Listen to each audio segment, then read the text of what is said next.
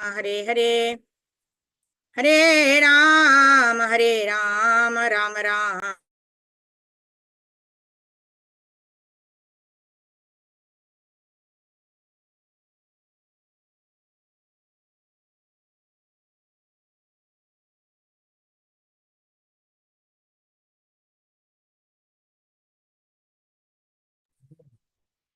Hare Krishna, Krishna Krishna, Hare Hare. Hare Ram, Ram Ram, Hare Hare. Hare Krishna, dear devotees, Anand Pranams. Thank you so much for joining in for our Krishna book study session. We'll start with the prayers. Om Namo Bhagavate Vasudevaya. Om Namo Bhagavate Vasudevaya. Om Namo Bhagavate Vasudevaya. नारायणं नमस्कृत्यां नरं चैव नरोत्तमं देवीं सरस्वतीं व्यासं ततो जयम् उदीरयेत् नष्टप्रायेषु भद्रेषु नित्यं भागवत सेवया भगवती उत्तमश्लोके भक्तिर्भवति नैष्टिकी कृष्णाय वासुदेवाय देवकी नन्दनाय च नन्दगोपकुमाराय गोविन्दाय नमो नमः नमो पङ्कजनाभाय नमो पङ्कजमालिने नमो पङ्कजनेत्राय नमस्ते पङ्कजाङ्ग्रये पाहि पाहि महायोगीन् देवदेव जगत्पते नान्यं त्वादभयं पश्ये यत्र मृत्यु परस्परं कृष्ण कृष्ण महाबाहो भक्तानामभयङ्करा त्वमेको धैर्यमानानामपवर्गोऽसि संश्रुतेः ॐ ज्ञानतिमिरन्दस्य ज्ञानाञ्जनशलाकया चक्षुरुन्मिलितं येन तस्मै श्रीगुरवे नमः श्रीचैतन्यमनोभीष्टं स्थापितं येन भूतले स्वयं रूप कदा मह्यं ददाति स्वपदान्तिकं वन्देऽहं श्रीगुरो श्रीयुतपदकमलं श्रीगुरून् वैष्णवांश्च श्रीरूपं साग्रजातं सहगणा रघुनाथान्वितं तं सुजीवं साद्वैतं सावधूतं परिजना सहितं श्रीकृष्णचैतन्यदेवं श्रीराधा कृष्णपादान् सहगणा ललिता श्रीविशाखान्वितांश्च नमो विष्णुपादाय कृष्णप्रेष्ठाय भूतले श्रीमते भक्तिवेदान्तस्वामी नामिने नमस्ते सारस्वते देवे गौरवाणी प्रचारिणे निर्विशेष शून्यवादी पाश्चात्यदेशतारिणे नमो महावदन्याय कृष्ण प्रेम प्रदायते कृष्णाय कृष्ण चैतन्य नाम्ने गौरदुषे नमः पंचतत्वात्मकं कृष्णं भक्तरूपस्वरूपकं भक्तावतारं भक्ताख्यं नमामि भक्तशक्तिकम् हे कृष्णा करुणा सिंधो दीनबंधो जगत्पते गोपेश गोपिका कांत राधा कांत नमोस्तुते तप्त कांचन गौरांगी राधे वृंदावनेश्वरी वृषभानुसुते देवी प्रणमामि हरिप्रिये वाञ्छाकल्पतरुभ्यश्च कृपा सिन्धुभ्येव च पतितानां पावनेभ्यो वैष्णवेभ्यो नमो नमः जय श्री कृष्ण चैतन्य प्रभु नित्यानंदा श्री अद्वैत गदाधर श्रीवासादि गौरभक्तवृंदा हरे कृष्णा कृष्णा कृष्णा हरे हरे हरे राम राम राम हरे हरे गुरवे गौरचंद्राय राधिकाय तडालये कृष्णाय कृष्णभक्ताय तद्भक्ताय नमो नमः मूकां करोति वाचालं पंगुं लङ्घयते गिरिं यत्कृपातमहं वन्दे श्रीगुरुं दीनतारिणं परमानन्दमाधवं श्रीकृष्णचैतन्यमीश्वरं हरिः ओं तत्सत् Hare Krishna, dear devotees, and pranams. Thank you very much for joining in for our Srimad Bhagavatam Krishna book study session. So yesterday we were continuing with chapter number 87, where we are talking about the prayers of the Vedas personified. The Sanat Kumaras, they are actually glorifying the Supreme Personality of Godhead. So we saw several glorifications where Krishna himself glorifies himself, right? Vedaischa sarvair ahameva vedyo vedanta krid vedavid eva chaham. So Vedas written by the Supreme Lord, and the Vedas glorify the Supreme Lord. By the study of the Vedas, we need to understand Krishna as the Supreme Personality of Godhead. We understand ourselves as a servant of the Lord, and we understand Krishna as the Supreme Personality of Godhead. And we also saw about Mayavadi philosophers, how they think that when Krishna incarnates in this earthly planet, even Krishna is subject to illusion. And Prabhupada is defeating this Mayavada philosophy by saying that Daivi Hayesha Gunamayi Mama Maya Duratyaya Mameve Ye Prapadyante Maya Metam Tarantite. So this Maya Devi, or the illusion, or this material world, or Maya, which puts us into illusion, is the energy of the Supreme Lord. So how can the Lord be under the control of his own energy, right? The Lord controls his energy.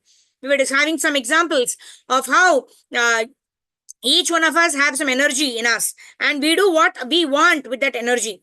Similarly, the Lord uses his energy, the three energies of the Lord we discussed, Bahiranga Shakti, Antaranga Shakti, and Tatastha Shakti. So the Lord uses these energies according to his will.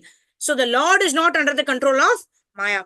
Of course, we are under the control of Maya. Although we are parts and parcels of the Lord, we come under the control of Maya. Why? Because we are minute parts and parcels of the Supreme Personality of Godhead. And Maya Devi is the external energy of the Supreme Personality of Godhead. Right? That's why this verse is Daivi Hayesha Gunamayi Mama Maya Duratyaya. So Krishna says it's very difficult to overcome my energy, right? But Maya Maam eva ye prapadyante Maya metam tarantite. Maam eva ye prapadyante. One who surrenders unto me is able to cross over the three modes of material nature, like that. All right, so let's continue reading from chapter number 87.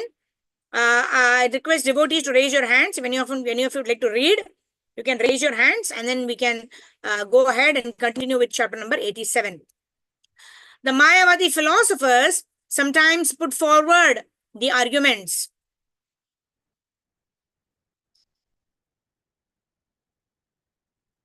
Okay, so let's continue reading. The Mayavadi philosophers sometimes put forward the argument of the snake and the rope. Okay, Sindhu Mataji, you want to read? Okay, please go ahead. Other devotees would like to read also can raise your hands. Yes, Mataji, go ahead. Pranam Mataji, Hare Krishna, Hare Prabhupada ki jai. The Mayavadi philosophers can sometimes put forward the argument of the snake and the rope. In the Hare Krishna, are you reading, Mataji? Yes, Mataji, am I audible? I'm not able to hear you for some reason. Oh. 1 second.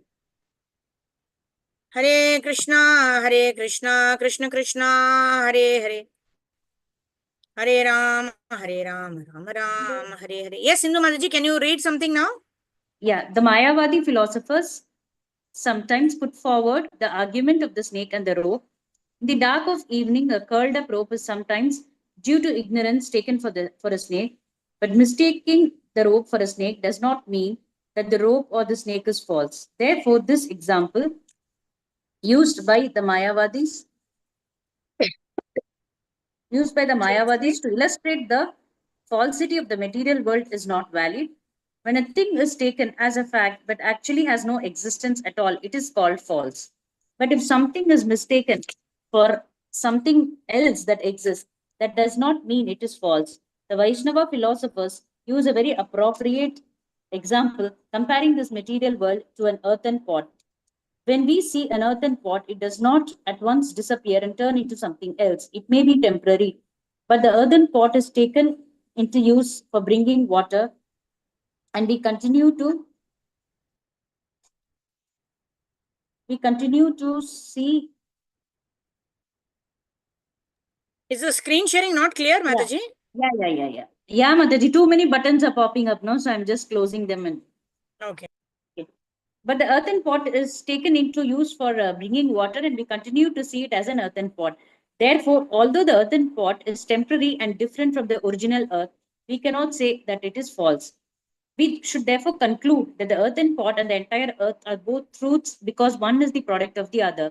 We understand from the Bhagavad Gita that after the dissolution of this cosmic manifestation, the material energy enters into the Supreme Personality of Godhead. The Supreme Personality of Godhead is ever existing with its varied energies.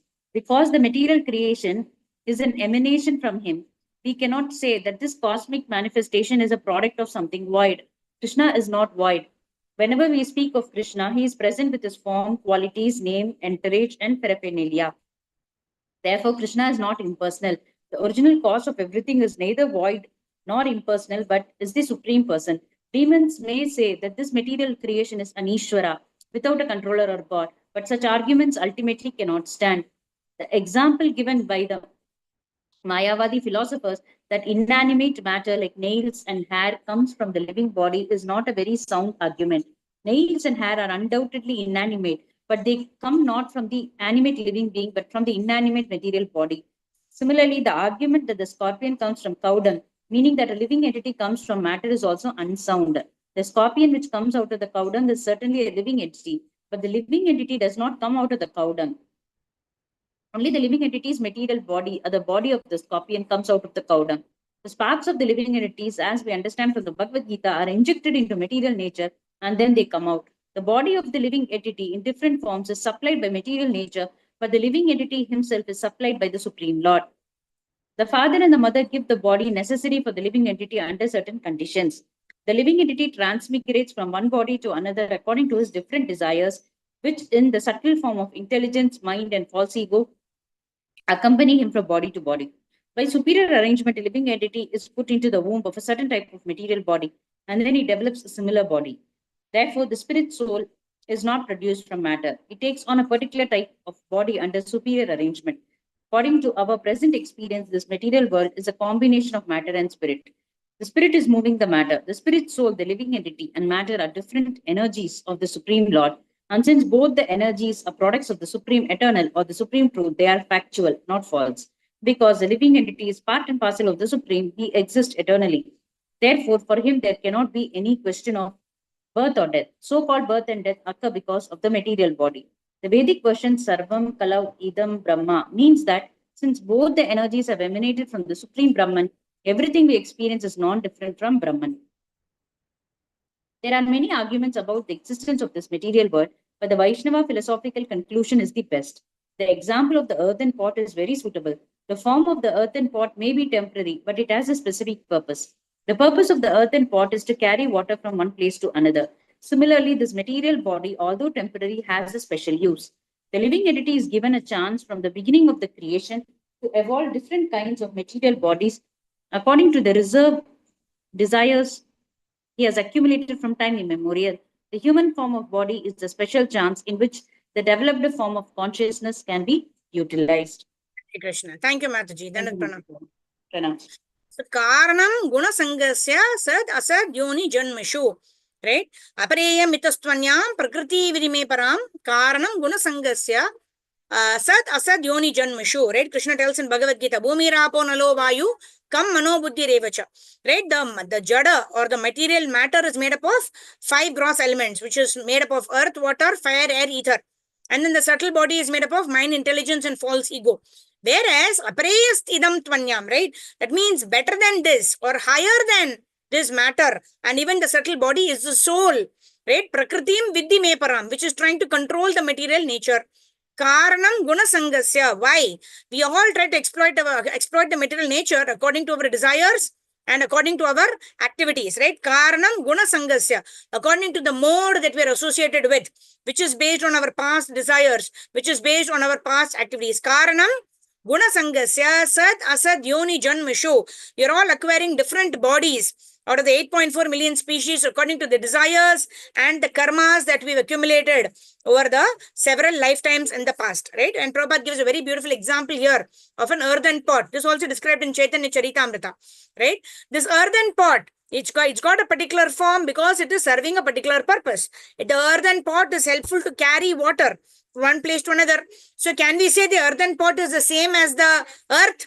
Yes, earthen pot is made out of earth. So it is the same as earth. However, the earth, if we take the dust or the mud in our hand, can we carry water in it? We cannot. So similarly, the earthen pot is created for a purpose. It's created for the purpose of carrying water from one place to another. So it is non-different from earth. Yet it serves a special purpose. Similarly, the human body is a special, it's made up of earth, water, Bhumirapo nalo vayu come. It is made up of earth, water, fire, air, ether.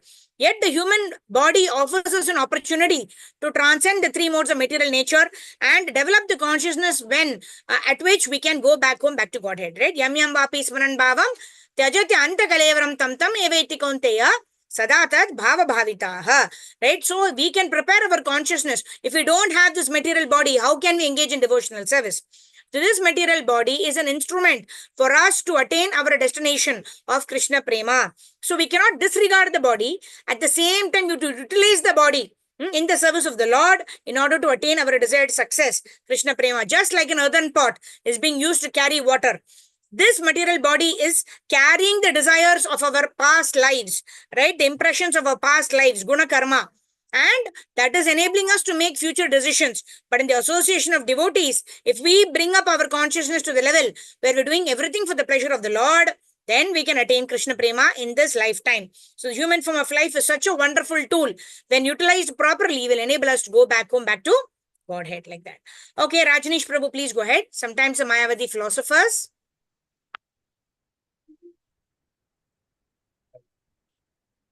Rajneesh Prabhu, can you हाँ unmute ji yourself?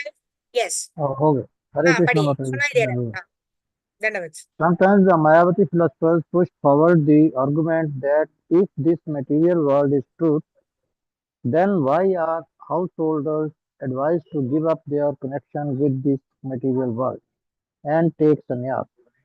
But the Vaishnava philosophers' is view of sannyas is not that because the world is false, one must therefore give up material activities. The purpose of Vaishnava sannyas is to utilize things as they are intended to be utilized. Srila Rup Goswami has given transcendentalist two formulas for dealing with the material world. When a Vaishnava renounces the materialistic way of life and takes to sannyas, it is not on the conception of the falsity of material world, but to devote himself fully to engaging everything in the service of the Lord. Srila Rup Goswami therefore gives this formula: one should be attached to the material world because the material attachment is meaningless. The entire material world, the entire cosmic manifestation belongs to God, Krishna. Therefore, everything should be utilized for Krishna and the devotee should remain unattached to material things. This is the purpose of Vaishnava Sannyas. A materialist sticks to the world for sense gratification, but a Vaishnava sannyasi, although not accepting anything for his personal sense gratification, knows the art of utilizing everything for the service of the Lord. Sri Rup Goswami has therefore criticized the Mayavati sannyasis with his second formula because the Mayavadis don't know that everything has the utilization for the service of the Lord. They take the word to be false and falsely think they are liberated from the contamination of the material world. Since everything is an expansion of the energy of the Supreme Lord, the expansions are as real as Supreme Lord is. That the cosmic that the cosmic world is only temporarily manifested does not mean that it is false or that the source of its manifestation is false. Since the source of its manifestation is truth, the manifestation is also truth. But one must know how to utilize it. The example of the earthen pot may be cited again. The earthen pot produced from the whole earth is temporary, but when used for a proper purpose, the earthen pot is not false. The Vaishnava philosophers know how to utilize the temporary construction of the material world, just as a sane man knows how to utilize the temporary construction of the pot. Earthen pot, when the earthen pot is used for a wrong purpose that is false. Similarly, the human body or the material world, when used for sense gratification, is false. But if the human body and the material creation are used for the service of Supreme Lord, their activities are never false. It is therefore confirmed in Bhagavad Gita that even slightly using the body and the material world for the service of the Lord can deliver a person from gravest danger. When properly utilized, neither the superior nor inferior energies emanating from the Supreme Personality of Godhead are false. As far as Hare Krishna Mataji. नेहाभिक्रमनाशोऽस्ति प्रत्यवायो न विद्यते स्वल्पम अपि अस्य धर्मस्य त्रायते महतो भयात्. Right? Krishna tells in Bhagavad Gita that the activities of a devotee, nehaभिक्रमनाशोऽस्ति, there is no diminution or loss in the path of bhakti, and even a slight advancement can protect one from the greatest type of fear. So what is the greatest type of fear? The greatest type of fear is to fall down to a lower species of life in the 8.4 million species. To fall down to a lower species of life is the greatest danger, and one is provided immunity from that, right? One is protected from falling down to lower species by the Supreme Personality of Godhead, Lord Sri Krishna himself. And what one needs to do, one simply needs to practice devotional service. And what is devotional service? Devotional service means Rishikena, Rishikesha Sevanam, Bhakti Ruchyate. When we use our material body, our material hands, legs, ears, nose, mouth, eyes, everything in the service of the Lord, by looking at the beautiful form of the Lord, by walking to the Lord, by offering obeisances to the Lord, by hearing about the Lord, by singing the glories of the Lord, by smelling the tulasi or the flowers that offer the lotus feet of the Lord, by taking darshan of the Lord with our eyes, right? And all of this, what are we doing? We are engaging in devotional service. When we engage all our senses in the service of the master of the senses, that is called devotional service. When we are properly utilizing our body, which means our karmendriyas, jnanendriyas, everything in the service of the Lord, then Lord Krishna says we'll be protected from the greatest of the danger, which is falling down. Secondly, the performance of devotional service, even if we don't perfect our life in this lifetime, we are definitely going to get a destination from where we are going to continue the process of devotional service. This facility is not available for any other marga. For any other way, it is not available. Only Bhakti Yoga has this facility that one can continue from where one left off, even in the next life. Right? So this is the greatest benediction of practicing Bhakti Yoga. Okay, let's continue reading. Anusha Mataji, please go ahead. As far as fruitive activities are concerned, from there. Hare Krishna Mataji, Tanvat Pranam, Shri Prabhupada Vijay. As far as fruitive activities are concerned, they are mainly based on the platform of sense gratification. Therefore, an advanced Krishna conscious person does not take to them. The result of fruitive activities can elevate one to the higher planetary system.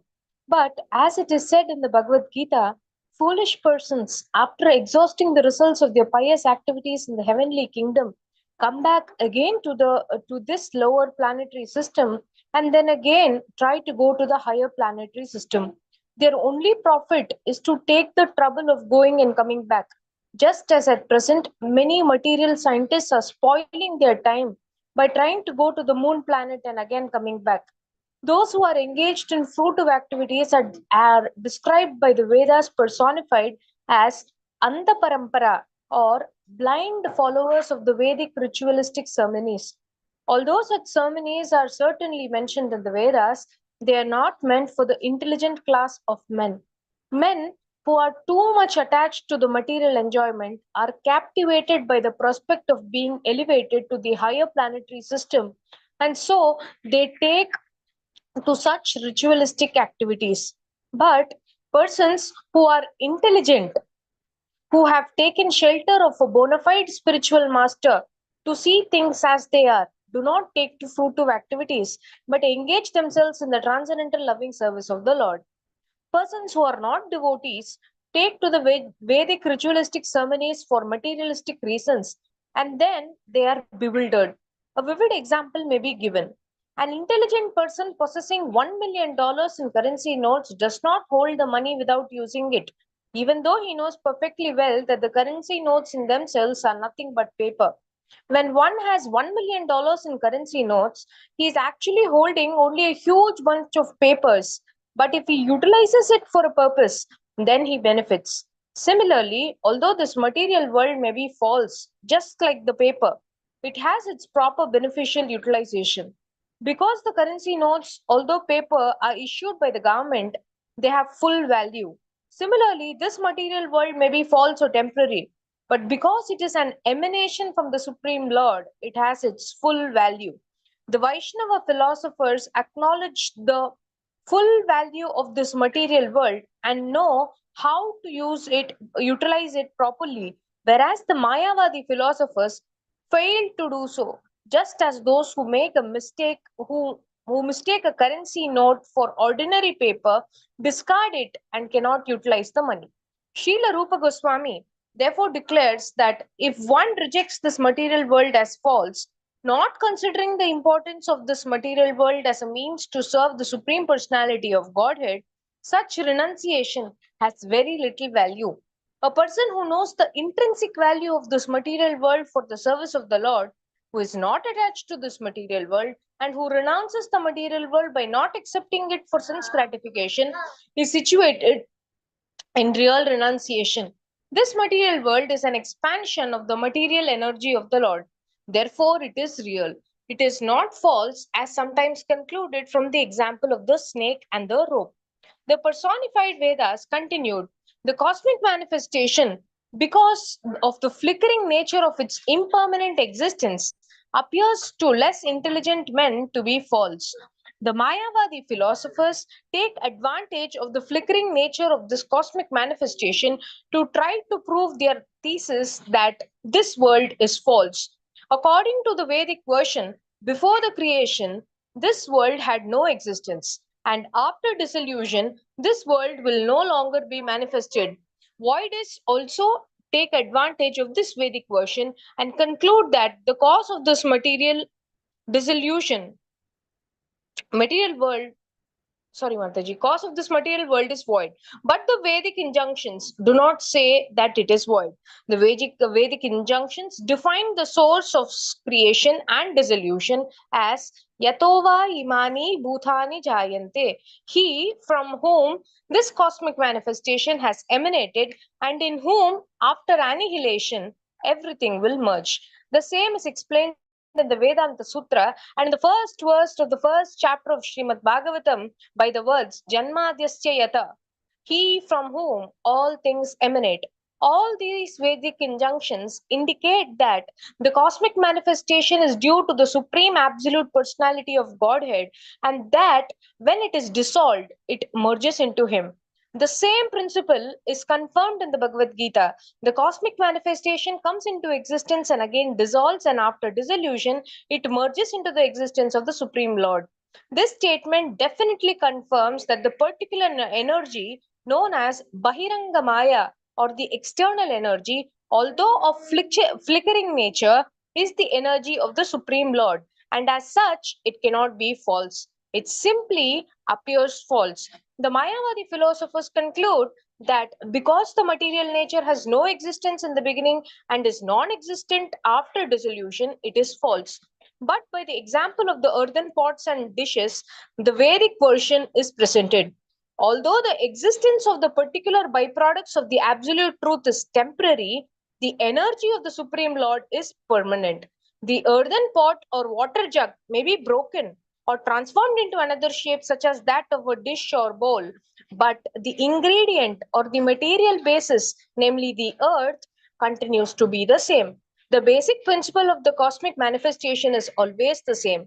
Brahman or the absolute truth. Therefore, the Mayavadi philosopher's theory that it is false is certainly only a mental concoction. That the cosmic manifestation is flickering and temporary does not mean that it is false. The definition of falsity is that which never had any existence but which exists only in name. For instance, the eggs of a horse or the horn of a rabbit or the flower in the sky are phenomena which exist only in name. There are no horse eggs, there is no rabbit's horn, and there are no flowers growing in the sky. There are many things which exist in the name or imagination, but actually have no factual manifestation. Such things may be called false. But the Vaishnava cannot take this material world to be false simply because of its temporary nature, its manifesting and again dissolving. Can I continue, Mataji?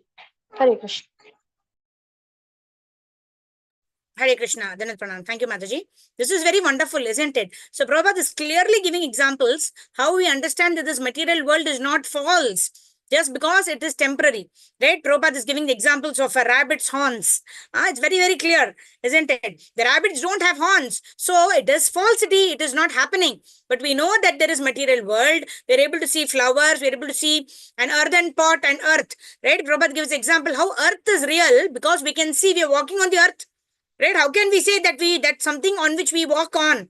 It is falsity, right? It is extreme foolishness to say that. But an earthen pot, then a pot in which we are carrying water, even that is not false, right? If we drop that pot, then that pot may break and may lose its existence. So it may be temporary, right? But it is not false. Right. One more thing is this material body, right? We have this material body. We have the hands. We're able to see with the eyes.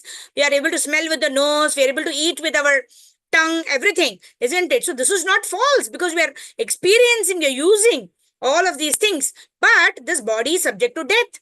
Right? Dehinosmin yata dehi kaumaram yauvanam jara tata dehantara praptir dhirastatra namuyati. So this body is made up of earth, water, fire and ether. This body is definitely subject to destruction. There is an expiry date already written. Just like when we buy sugar, it says expiry date, say 1 year from today, whatever may be. Right? Similarly, the expiry date of anything material is already prescribed. It is only that for some products, we know the expiry date written on the cover. Whereas for the human body or for the jivas, we don't know what is expiry date. But surely it is going to die. Not the jiva, the body that the jiva is taken. Because it is made up of earth, water, fire and ether. It is definitely subject to destruction sometime or the other. But it is not false. It is temporary like that. All right. So let me see. 4, 5. Okay. All right. Fine. So we'll request Rajeshwari Mataji has raised her hand. So Rajeshwari Mataji, please go ahead, and then we will read 2, 3 more paragraphs, and then we'll end for today. Okay, let me share my screen.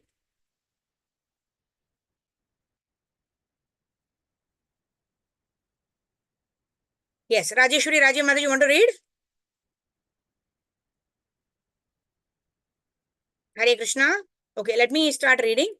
The personified Vedas continued by saying that the super soul and the individual soul, or Paramatma and Jiva, cannot be equal in any circumstance, although both of them sit within the same body, like two birds sitting in the same tree. This is an example that Prabhupada gives in Bhagavad Gita also, right? Just because a green bird enters a green tree, right? It does not mean that the green bird and the green tree merge with each other.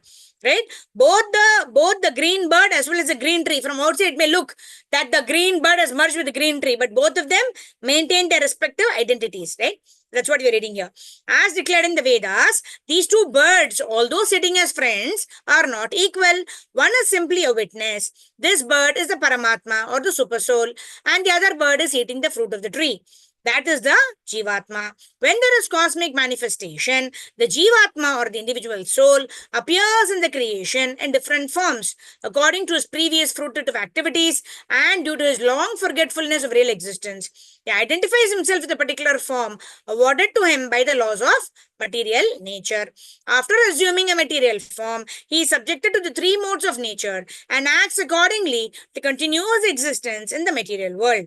While he is enwrapped in such ignorance, his natural opulences become almost extinct. The opulences of the super soul or the supreme personality of Godhead, however, are not diminished, although he appears within this material world. He maintains all opulences and perfections in full, while keeping himself apart from all the tribulations of this material world.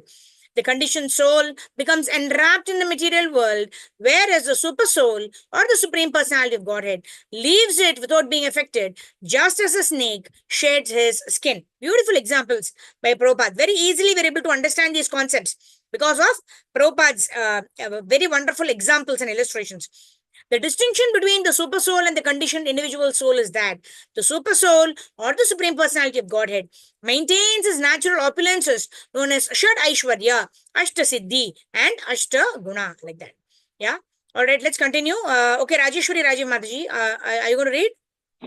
Hare Krishna Mataji, Dandavat Right. Pranam. Sorry Correct. Mataji, suddenly No one call problem. has come Go up. ahead. Hare Krishna, Srila Prabhupada ki jai. Because of their poor found of knowledge, the Mayavadi philosophers forgot the fact that Krishna is always full with the 6 opulence, 8 transcendental qualities, and 8 kinds of perfections. The 6 opulence are wealth, strength, beauty, fame, knowledge, and renunciation. No one is a greater than or equal to Krishna. In these 6 opulences, the first of Krishna 8 transcendental qualities is that he is always untouched by the contamination of the material existence. This is mentioned in the Ishopanatha Apona Vedantam. Just as the sun is never polluted by any contamination, the Supreme Lord is never polluted by the sinful activities. Although Krishna's action may sometimes he is impervious. He is never polluted by such actions. The second transcendental quality is that Krishna never dies. In the Bhagavad Gita, the 4th chapters, he informs Arjun that both he and Arjun had many appearances in this material world, but that he alone remembers all such activities, past time, past, present, and future. This means that he never dies. Forgetfulness is due to the death. As we die, we change our bodies and forgot. Krishna, however, is never great forgetful. He can remember everything that has happened in the past. Otherwise, how could he remember that he first taught the yoga system of the Bhagavad Gita to the sun god Vibhushana. Therefore, he never dies. Now, nor does he ever become an old man. Although Krishna was a great grandfather when he appeared on the battlefield of Kurukshetra, he did not appear like an old man. Krishna cannot be polluted by any sinful activities. Krishna never dies. Krishna never becomes old. Krishna never subject to lamination. Krishna is never hungry and he is never thirsty. Whatever he is desire is perfectly lawful, and whatever he decides cannot be changed by anyone. These Hare are the Krishna. Thank you, Mataji. Hare Dandavat Pranam. Haribol. So, what is that?